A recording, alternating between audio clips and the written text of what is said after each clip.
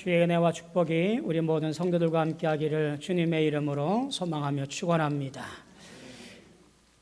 대림절 네 번째 주일을 보냅니다.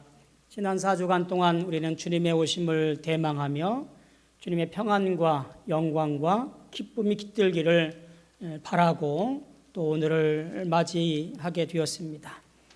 세상에 흥청망청하는 그런 어떤 휴일이 아니라 우리는 주님의 오심을 기다리고 또 반갑게 맞이하며 또 주의 구원을 노래하는 날인 줄로 믿습니다. 이 대림절 기간 동안 또 앞으로 맞이하게 될 성탄의 기쁨 가운데 우리 모든 성도들이 주의 은혜와 축복이 풍성하게 넘치시는 모두 되어지기를 축복합니다. 지난 한 주간 동안 오늘 설교할 본문을 정하고 본문을 읽어가면서 제게 들려졌던 찬양이 한 곡이 있습니다. 하나님의 부르심이라고 하는 찬양인데요. 제가 찬양을 참 잘하면 불러드릴 텐데 제가 그럴 재주가 없어서 제가 가사만 불러드리도록 하겠습니다. 그 가사가 너무너무 은혜가 되는 거예요. 그리고 오늘 말씀에 어쩌면 이렇게 딱 맞을까 싶은 생각이 드는 거예요. 하나님의 부르심에는 후회하심이 없네. 내가 이 자리에 선 것도 주의 부르심이라. 하나님의 부르심에는 결코 실수가 없네. 나를 부르신 하나님의 신실하심을 믿네. 작은 나를 부르신 뜻을 나는 할 수 없지만 오직 감사와 순종으로 주의 길을 가리라. 때론 내가 연약해져도 주님 날 도우시니 주의 놀라운 그 계획을 나는 믿으며 살리. 날 부르신 뜻 내 생각보다 깊고 날 향한 계획 나의 지혜로 측량 못하나 가장 좋은 길로 가장 완전한 길로 오늘도 날 이끄심 믿네. 우리는 이렇게 고백하면서 합니다. 모든 것이 하나님께로부터 왔습니다. 믿음 생활하는 우리에게는 어쩌면 이 고백이 가장 기본적이고 가장 반듯하고 가장 으뜸이 되는 고백입니다. 내 삶의 모든 영역 안에서 하나님의 뜻이 이루어지고 있습니다라는 말과 똑같은 말이지요. 아마 이것을 믿지 않는 그리스도인들은 없지 않나 싶습니다. 하나님이 이 땅의 모든 것을 창조하시고 운행하시며 섭리하십니다. 나의 모든 것, 그 생명도 삶도 인생도 주장하십니다라고 고백하며 살아가지요. 따라서 모든 것이 하나님께로부터 왔습니다 라고 하는 고백을 합니다. 하지만 우리가 생각하는 그 모든 것 그 안에 보니까 예외가 너무 많은 것 같아요. 물론 하나님께서 주시는 것이 감사하지 않은 것이 없습니다만 남보다 못한 상황, 남보다 못한 형편, 혹은 마음에 들지 않는 것이 있다면 그것은 하나님이 주신 것이 아니라고 생각을 하게 되어집니다. 예를 들면 불행, 고난, 몸의 이상 이런 것들이 있으면 하나님께서 나를 저주하시나? 하나님은 살아계시지 않나? 그래서 불평하고 불신하고 결국 등 돌리게 되어지지요. 믿음이라고 하는 것은 어떤 형편이나 상황에 따라서 변화되어지는 그런 것이 아닌데도 불구하고 우리는 그 믿음의 변화가 시시각각 나타나고 있습니다. 다르게. 우리의 믿음은 어떤 상황에도 변함없이 하나님의 뜻을 아멘으로 받아들이고 순종하며 고백하며 나아가는 거지요. 내가 하나님을 사랑할진데 나의 모든 것을 책임져 주시고 오늘날 가장 좋은 것으로, 가장 바른 것으로 인도해 주실 것을 믿습니다 라고 고백하며 살아가는 것이 우리의 신앙의 고백이고 오늘 우리의 삶이어야 된다라는 이야기예요. 여러분에게 진정으로 변함없는 믿음의 고백들이 한결같이 지속되어지기를 주님의 이름으로 소망하며 축원합니다. 특별히 말씀 듣는 것, 하나님 말씀이 하나님께로부터 온 말씀이라는 것을 듣는 것, 잘 듣는 것이 복임을 잘 알아야 됩니다. 주인공 마리아는 천사의 말씀을 들어요. 그 말씀을 듣는 것이 어떻게 해서 그에게 복이 되어지고 은혜가 되어지고 구원을 완성해 가는가라는 것을 나누면서 그 믿음의 놀라운 은총을 나누고 우리가 성탄을 맞기를 준비하면 좋겠습니다. 오늘 28절에 보니까 이렇게 시작합니다. 은혜를 받은 자여 평안할지어다. 주께서 너와 함께 하시도다. 도대체 이 은혜라고 하는 것이 무엇일까라고 생각을 해보게 되어집니다. 은혜를 받은 자여 평안할지어다. 사실 사람들이 말하는 은혜라고 하는 것은요, 대략적으로 이런 겁니다. 어떤 감동이나 위로 받을 때, 혹은 어떤 바램이나 기도가 이루어졌을 때, 뜻하지 않은 화 혹은 위기로부터 벗어났을 때 우리는 그때 은혜를 떠올립니다. 그리고 은혜 받았다라고 말합니다. 솔직히 말하면 이런 은혜는 자기 만족 혹은 감정에 치우치는 거지요. 그러다 보니까 기독교가 아니더라도, 예수의 십자가 아니더라도 어떤 교양 강좌나 다른 종교에서도 볼 수 있는 것이라고 보여집니다. 그런데 하나님께로부터 받은 은혜라는 것은 조금은 다른 차원의 말이에요. 은혜란 엄밀히 말해서 은혜를 받는 인간 편에서 생각되어지는 것이 아니라 은혜를 베푸시는, 선물로 허락하시는 하나님 편에서 생각해야 되는 것이 은혜라는 이야기입니다. 약한 자에게 호의를 베푸시는 관대한 처사, 혹은 인간이 무조건적으로 받게 되어지는 하나님의 은혜, 이때 쓰여지는 것이 바로 이 은혜라는 말이에요. 다시 말해서 은혜를 받기에 어떤 조건이나 상황이 없다 할지라도 하나님은 택한 백성, 택한 사람에게 전적으로 하나님 편에서, 하나님 기준으로 나타내 보이시며 주시는 것, 베푸시는 것, 그것이 은혜라고 사용되어집니다. 가브리엘 천사가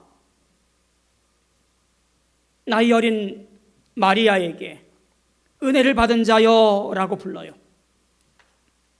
근데 이 말은 우리 마리아가 고백했듯이 이 말이 어찌된 일인가라고 의아하게 생각할 정도로 그 당시에 여인에게 은혜를 받았다, 은혜를 받은 자요라고 부르는 일은 없습니다. 왜냐하면 당시 여인의 처지나 신분이 그렇게 존중받던 시대가 아니었습니다. 남자의 귀속된 재산 정도로 생각되어졌던 때, 귀족도 아니었고요, 신분이 높은 것도 아니었습니다. 그런 여인에게 은혜를 받은 자요라고 부르는 것에 대하여 상당히 의아해할 이유가 충분하지요. 또한 뒤에서 보았듯이 은혜를 받았다라는 말이 다른 표현으로 보게 되어지면 그것이 어떤 잉태되어지는 것으로 이해되기도 했던 모양입니다.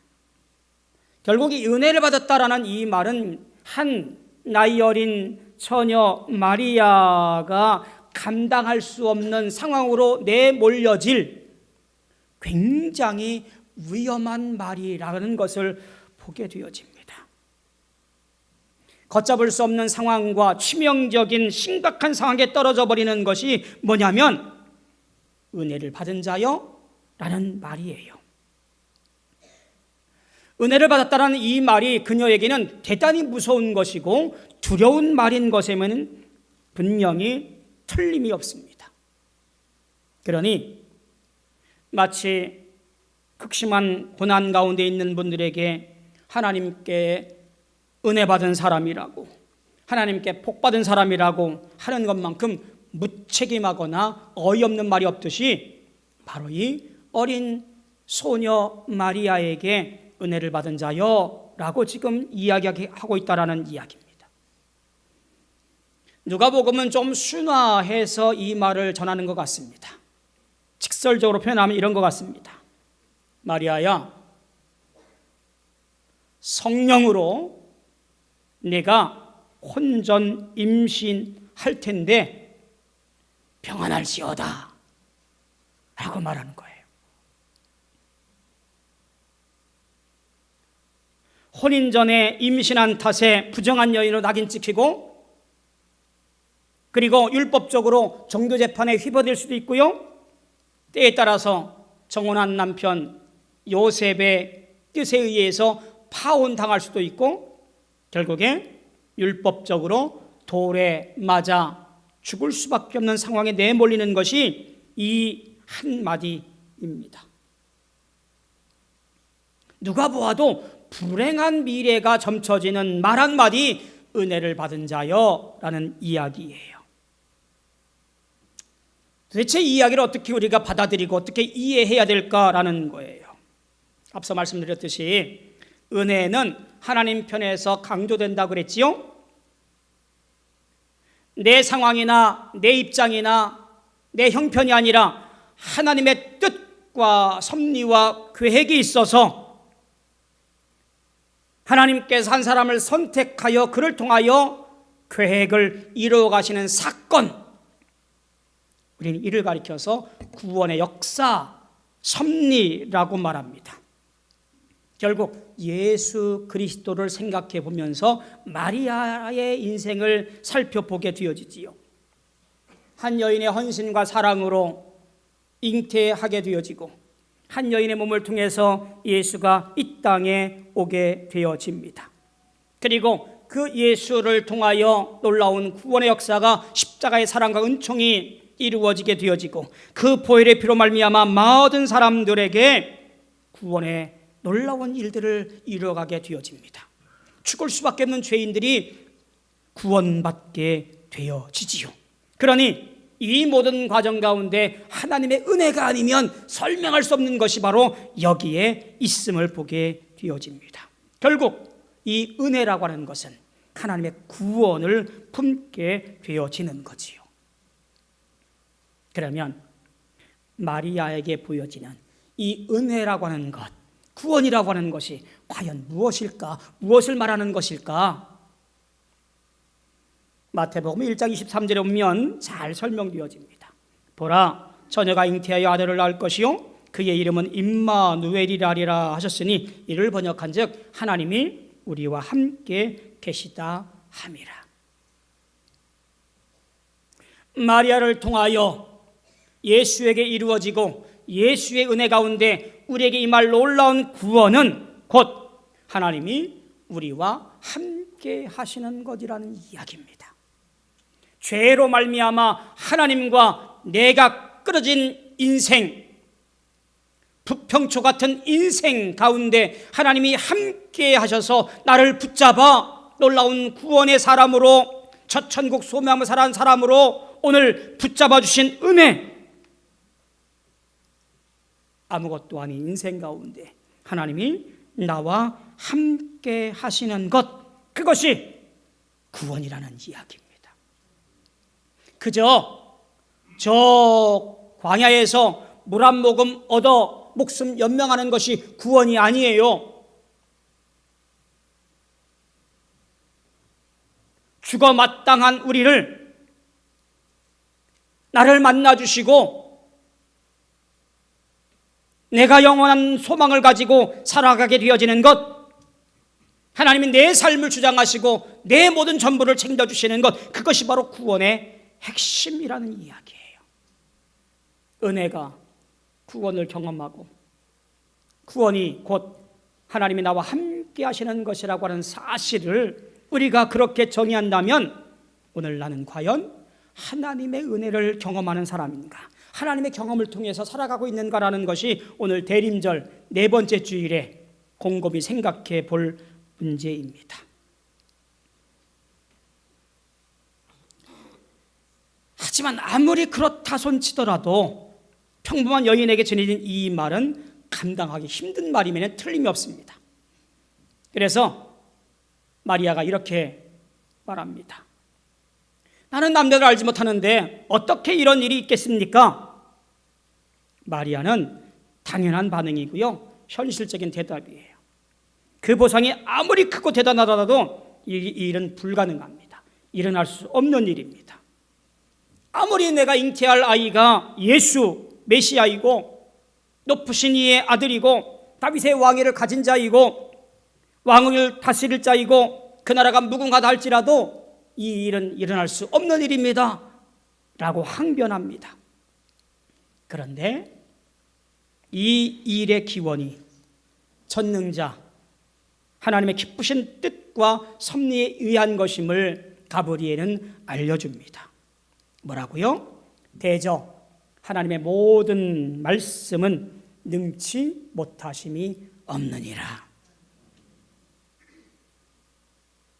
생물학적인 문제, 사람의 상식, 그것은 그저 우리가 편하게 생각하는 이야기지만 하나님, 무에서 유를 창조하신 하나님, 그 하나님께서는 능치 못하실 일이 없다라고 분명히 말씀하시고 선언합니다. 이 말씀은 마리아가 순수하게 받아들여 아멘하고 믿고 따라가는 것을 볼 때에 앞서 세례 요한의 아버지 사가랴의 머뭇거리는 신앙과는 대조되어집니다. 우리는 어때요? 우리도 마찬가지일 것 같습니다. 앞뒤를 재보고 내가 손해보는지 내게 이익이 되는지 계산해보고 순종할지 말지를 정하는 우리의 평범한 모습은 어쩌면 그런 모습인지도 모르겠습니다. 그런 의미에서 마리아의 고백은 더욱 우리를 숙연하게 합니다. 38절에 보니까 주의 여종이오니 말씀대로 내게 이루어지이다. 이런 일은 있을 수 없습니다. 항변했던 마리아가 하나님은 능치 못하심이 없느니라는 말씀 앞에 저는 그저 주의 여종이오니 말씀대로 내게 이루어지이다라고 아멘 순종하여 놀라운 구원을 이루게 되어지지요. 신학교를 졸업하고 개척을 준비했습니다. 개척에 여의치 않았어요. 기도원을 갑니다. 하나님, 저 큰 목회하고 싶습니다. 큰 목사 되고 싶습니다. 철없던 때 저는 이렇게 기도했습니다. 제 말 한마디에 모든 성도들이 아멘하고 회심이 일어나 놀라운 부흥이 일어나기를 기대했어요. 베드로가 3,000명을 회개시켰다는데 내가 못할 수 있으랴. 나도 그럴 수 있습니다. 그럴 만한 자격됩니다. 능력 있습니다. 기도원 가서 그렇게 기도했습니다. 참 철없던 기도였던 것 같습니다. 그렇게 기도원 일주일을 마치고 돌아온 저에게 연락이 와요. 그 주간에 바로 짐 싸들고 찾아간 곳이 교인 3명 앉아있는 교회였습니다. 처음에는요, 적응이 안 됐어요. 원망했습니다. 하나님, 큰 목회하고 싶다니까요. 큰 목사 되겠다니까요. 근데 제 눈앞에는 3명 폐암에 걸리신 집사님 한 분, 소아마비로 정신이 온전하지 않은 청년 한 명, 천사들에게 상처 많이 받은 또 한 명의 남자 집사님, 3명이 덩그러니 앉아 예배드리는 그 모습에서 저는 탈출하고 싶었고 도망가고 싶었고 하나님을 원망했어요.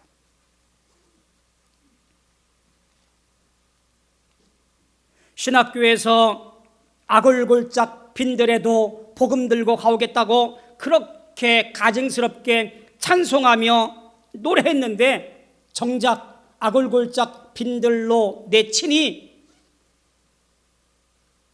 제 본색이 드러난 거지요. 종이라고 그렇게 떠들었는데 내가 주인이고 싶은 마음이 저 깊은 곳에서부터 올라오게 되어졌던 거지요. 마치 거울아 거울아 누가 세상에서 제일 예쁘니? 이런 질문을 아침마다 하면서 이 세상은 내 중심으로 돌아가는 것이야. 내가 최고야. 내가 으뜸이야. 고작 내가 이 촌구석에서 이런 모습으로 목회해야 돼? 이러려고 신학교 간 거 아닌데. 이런 생각이 불뚝불뚝 일어난 거예요. 종이 아니라 주인 행세한 거지요. 물론 제가 이 순간이 깨어지는 것은 얼마 가지 않았습니다. 여러분 어떻습니까? 아마 여러분들도 저와 같은 경험들을 많이 했을 거라고 생각이 되어져요. 종입니다. 종으로 살겠습니다. 라고 입은 말하지만 불쑥불쑥 내가 주인이라고 우리는 스스럼 없이 하나님께 대듭니다. 그죠? 하나님은 저 알라딘 램프의 지니처럼 내가 말하고 내가 요구하고 내가 쓰다듬으면 그때 뿅 나타나 내 소원이나 들어주고 내가 바라는 것이 이루어지면 그것으로 그만 내 눈에 보이지 마세요 라고 내가 주인 노릇 내가 주인 행세하며 살아가고 있는 것이 한두 번이 아니잖아요.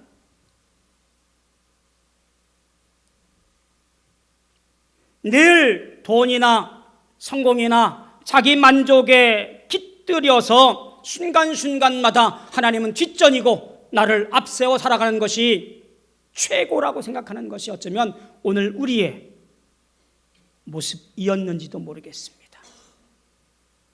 그런 우리에게 마리아는 고작 13살, 14살쯤 되었을 소녀 마리아는 우리에게 일침을 놓습니다.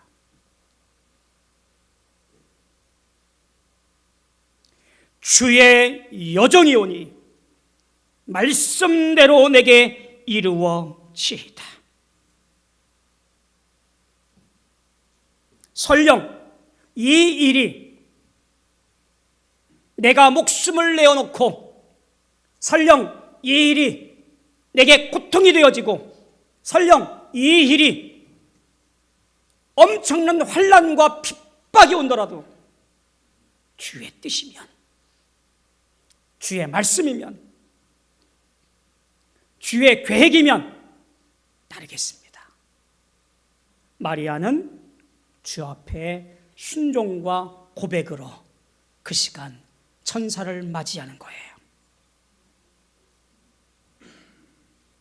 신앙, 특히 믿음이라고 하는 것은 주인으로 사는 것이 아니라 종으로 사는 거예요.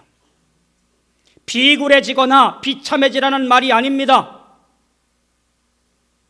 예수 그리스도를 나의 구세주로 믿고 따라가며 주의 뜻에 아멘하고 오늘도 그 뜻을 이루어내기 위해서 구원의 삶을 살아가는 것, 그것이 바로 오늘 믿음과 순종과 감사로 이어지는 것이 우리의 모습이어야 된다는 이야기입니다. 내 뜻이 이루어지지 아니하면, 내 소원이 완성되어지지 아니하면, 내 계획이 망가지면 원망과 불평과 그리고 토라짐으로 삐져버리는 그런 어린아이 같은 신앙이 아니라, 하나님, 미혼모라는 말을 들어도 괜찮아요. 도망 다녀야 돼도 괜찮아요. 사람들이 뭐라고 해도 괜찮아요. 이 몸뚱아리가 주의 뜻에 의해 사용되어지면 저는 그것으로 할렐루야 감사합니다. 이 여종을 사용하여 주옵소서. 누가 지금 그 여인을 불쌍한 여인이라고 합니까? 누가 그 여인을 참 안 됐다라고 말하던가요? 그를 통해 이 땅에 온 참 인간 예수 그리스도, 가난하고 힘이 없고 결국 저 골고다 언덕에서 십자가에 달려 죽으신 예수, 그 피로 말미암아 모든 사람들에게 구원을 허락하신 그 예수, 어느 누가 그 예수를 저주받아 죽은 자라고 말합니까? 한 여인을 통하여, 순종의 여인을 통하여 구원을 품게 되어지고, 구원이 이 땅에 오므로 말미암아 모든 사람에게 생명과 영생과 은총을 드러내게 되어집니다. 이것이 성탄을 살아가는 우리의 고백인 줄로 믿습니다. 구원은 우리에게 없습니다. 내가 노력해서 이룰 수 있는 것도 아닙니다. 돈으로 살 수도 없어요. 그것은 오직 하나님께 달린 일입니다. 수천 년 전 저 유대 땅 가녀린 소녀 마리아, 그 여인을 통해서 순종함으로 이 땅에 구원의 역사가 도래했고, 그 구원은 결국 오늘 이 땅에도 함께하여 우리도 구원을 노래하고 있음을 보게 되어지지요. 사랑하는 성도 여러분, 주님의 오심을 기다리는 오늘 우리에게 분명히 하나님은 부르셨습니다. 앞서서 읽어드린 그 가사를 다시 한번 제가 읽어드립니다. 하나님의 부르심에는 후회하심이 없네. 내가 이 자리에 선 것도 주의 부르심이라. 하나님의 부르심에는 결코 실수가 없네. 나를 부르신 하나님의 신실하심을 믿네. 작은 나를 부르신 뜻을 나는 알 수 없지만 오직 감사와 순종으로 주의 길을 가리라. 때론 내가 연약해져도 주님 날 도우시니 주의 놀라운 그 계획을 나는 믿으며 살리. 날 부르신 뜻 내 생각보다 깊고 날 향한 계획 나의 지혜로 측량 못하나 가장 좋은 길로, 가장 완전한 길로 오늘도 날 이끄심 믿네. 아멘. 우리의 삶을 주관하시는 하나님의 이름을 송축합니다. 어린 소녀 마리아에게 하나님께서 그랬듯이 오늘 우리도 하나님의 놀라운 계획을 믿고 순종하며 살겠습니다라고 고백하는 우리 모두 되어지기를 바랍니다. 사랑하는 성도 여러분, 하나님께서 여러분을 향한 놀라운 삶을 어떻게 받아들이고 계실까요?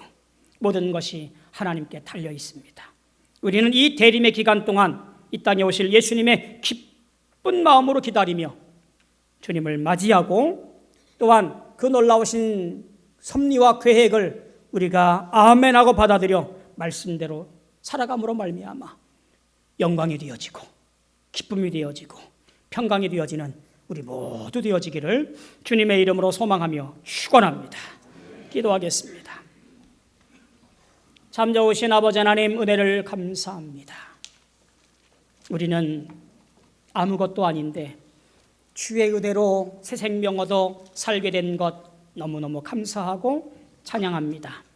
주님, 우리가 내 멋대로 내 뜻대로 살아가는 것이 아니라 주 앞에 순종하며 주의 길을 걸어가게 도와주옵소서.